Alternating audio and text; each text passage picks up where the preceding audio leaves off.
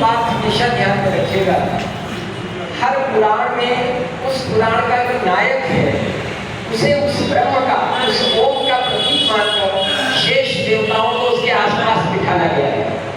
विष्णु पुराण में विष्णु परब्रह्म के वाचक हैं, शिव पुराण में शिव परब्रह्म के वाचक हैं, और जो 18 पुराणों से अलग लिखे गए हैं उनमें एक गणेश पुराण भी है, और उस गणेश पुराण में भगवान गणेश ब्रह्म के वाचक हैं और अलग है उसकी कथा। कभी मौका मिले तो पढ़िएगा। उसमें शिव और पार्वती उपासना करते हैं। ऐसा हमने राम के संदर्भ में सुन रखा है कि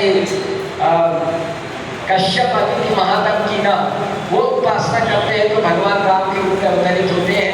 यहाँ शिव और पार्वती उपासना करते हैं, तब परब्रह्म गणपति उनके घर में अवतार लेते हैं। और फिर एक समय ऐसा आता है कि जब वो अपनी इच्छा से अपने मुख को बदलते हैं और गजानन रूप में आते हैं। ये गणेश पुराण की कथा है।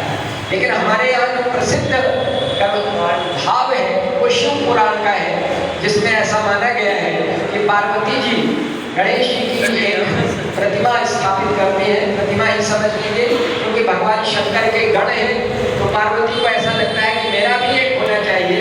तो पुत्र रूप में वो एक गण को बनाती है, उसको सजीव करती है और उसे आदेश देती है कि मैं स्नान करने जा रही हूँ, कोई आए तो उसे रोक लेना। वो बच्चा है, नया है, उसे पता नहीं है। स्वयं शिव आते हैं और वो उन्हें रोक देता है, और फिर आगे चल करके ऐसी स्थिति आती है कि जिसमें शिव के प्रहार से उसका गला कट जाता है। और जब उन्हें पता चलता है कि वो पार्वती का पुत्र है, पार्वती रोती है, तो उनके आंसू से पिघलकर वो उसको हाथी का सर रख देते हैं और तब से वो गजानन हो जाते हैं। ये एक पुराण की कथा है। और फिर उनको अनंत उपहारों से लाभ देते हैं। ये भी कथा आपने सुनी होगी कि वो प्रथम पूज्य हो गए, क्योंकि ऐसा कहा गया था कि देवताओं के मध्य प्रतिस्पर्धा हुई, इस पृथ्वी की परिक्रमा सबसे पहले कौन कर लेता है, और उसके लिए सब देवता अपने अपने वाहन पर चले, लेकिन गणेश जी नहीं चले। ऐसा कहते हैं कि उन्हें नारद जी मिले। दो कथाएं हैं इस विषय में। एक पुराण कहता है कि नारद जी ने उन्हें कहा कि आप श्री राम का नाम लेकर के उसकी परिक्रमा कर लें और वो संपूर्ण ब्रह्मांड की परिक्रमा हो जाएगी। और एक पुराण ऐसा कहता है कि गणेश जी ने अपनी आकांक्षा से अपनी माता और पिता को बैठा करके उनकी परिक्रमा की, और जब सब लोग लौट करके आए तब ये घोषणा की गई भगवान शंकर के द्वारा कि तुम लोगों ने केवल पृथ्वी की परिक्रमा की है, लेकिन इसका भाव ये था कि मैं अपने माता और पिता की परिक्रमा कर रहा हूँ, तो मैं पृथ्वी और आकाश दोनों की परिक्रमा कर रहा हूँ। ये सारी कथा है। ये सारी कथाएं आपको पता है। मैं थोड़ी सी दूसरी बात आज कहना चाहता हूँ। आपने गणेश जी की विभिन्न मूर्तियाँ देखी होंगी और उनमें उनके हाथों में विविध वस्तुएं देखी होंगी। मेरे घर में जो मैं पिछली बार दीपावली पे गणेश जी की मूर्ति लाया था, उसमें उनके दोनों ऊपर के हाथों में कमल है। किसी जगह पर मैंने गणेश जी की मूर्ति देखी है, उसके एक हाथ में अंकुश है, एक में पाश। किसी जगह पर कुछ है, किसी जगह पर कुछ है, कहीं पर आज आप अपने सामने स्थापित मूर्ति को देखें, ये अन्य सामान्य मूर्तियों से अलग है। ध्यान से जब हम देखते हैं तो हमें ऐसा लगता है कि हमसे कुछ कहा जा रहा है, अगर हम समझ सके। गणेश जी के दाहिने हाथ में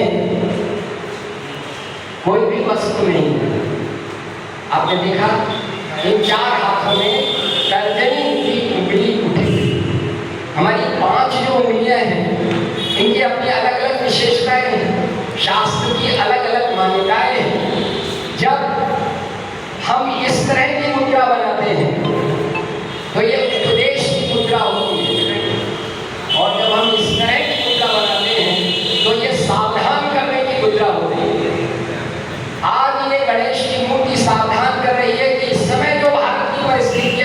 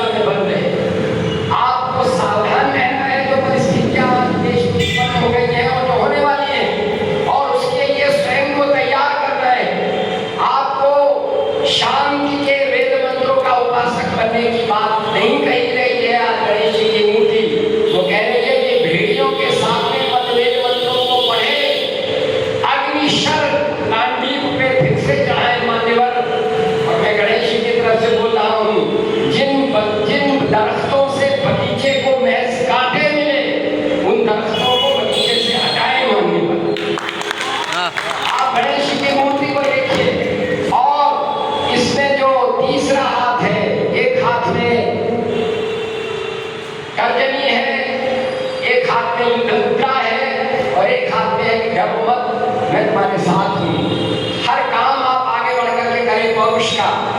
अकेले भी हो तो चिंता की बात नहीं है। यहाँ पर हमारा बच्चा है जो नाट्य कला को जीवित किए हुए हैं, कुछ बच्चे हैं अकेले हैं, ज्यादा नहीं है लोग उनके साथ, लेकिन वे लगे हुए हैं। उनके सबके ऊपर गणेश जी का आशीर्वाद का हाथ है और चौथी तरफ है अंकुश। बस एक अस्त्र रखा है उन्होंने और वो है अंकुश। वो एक हाथ में विराजमान है। और ध्यान रखिए, ये बहुत कवियों के लिए संकेत है। हम कविता पढ़ने के लिए जाते हैं, छोटी सी गोष्ठी है, तो हम भूल जाते हैं कि हमें कितना पढ़ना चाहिए, कहाँ पर क्या पढ़ना चाहिए। तो दूसरा हमें टोके, गणेश जी की मूर्ति हमसे कहती है हाथी को अंकुश से वश में किया जाता है।